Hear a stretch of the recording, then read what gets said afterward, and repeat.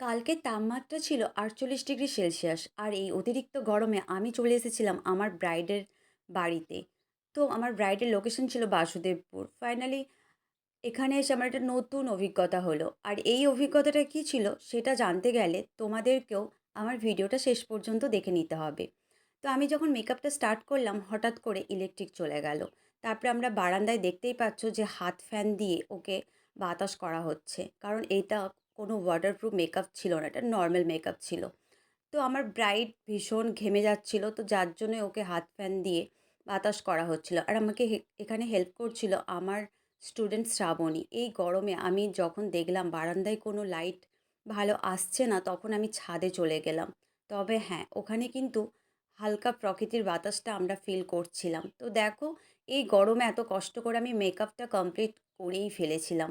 আর সত্যি কথা বলতে কিছু করার ছিল না, এইভাবেই কাজটা করতে হয়েছিল। কলকাটাও ঠিক অন্ধকার হয়ে এসেছিলো, আমি কলকাটাও এইভাবেই করেছিলাম।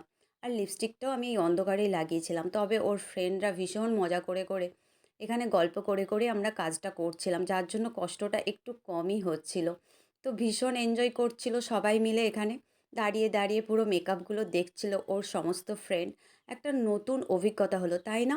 যে এই রকম লোডশেডিং হয়ে গেলে আমরা কিভাবে মেকআপ করব। তো হ্যাঁ, আমাদেরকে কষ্ট করে হলেও ব্রাইডকে সুন্দরভাবে একটা লুক দিয়ে তাকে সাজিয়ে তুলতে হবে। আর আমি সেই চেষ্টাই করছিলাম। তো ফাইনালি দেখো, আমি লিপস্টিকটাও অন্ধকারেই লাগাচ্ছি। তোমরা তো দেখতেই পাচ্ছ যে হ্যাঁ, কতটা প্রবলেম হয় এইভাবে কাজ করতে। আর অন্ধকারও হয়ে এসেছিলো দেখো। তো এখানে ওর বান্ধবীরা গান চালিয়ে দিয়ে একটু পুরো ব্যাপারটাকে এনজয় করছিল। ইলেকট্রিকের তো পাত্তাই নেই।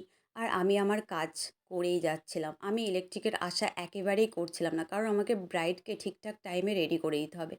তো এখানে অন্ধকারে দেখো শাড়ি পরানোও চলছে। শাড়িটাও আমি পরিয়ে নিয়েছিলাম। তারপর শেষ পর্যন্ত ইলেকট্রিক না আসতে আমরা লজে চলে এসেছিলাম। আর আমাদের অবস্থাটা দেখতে পেয়েছো?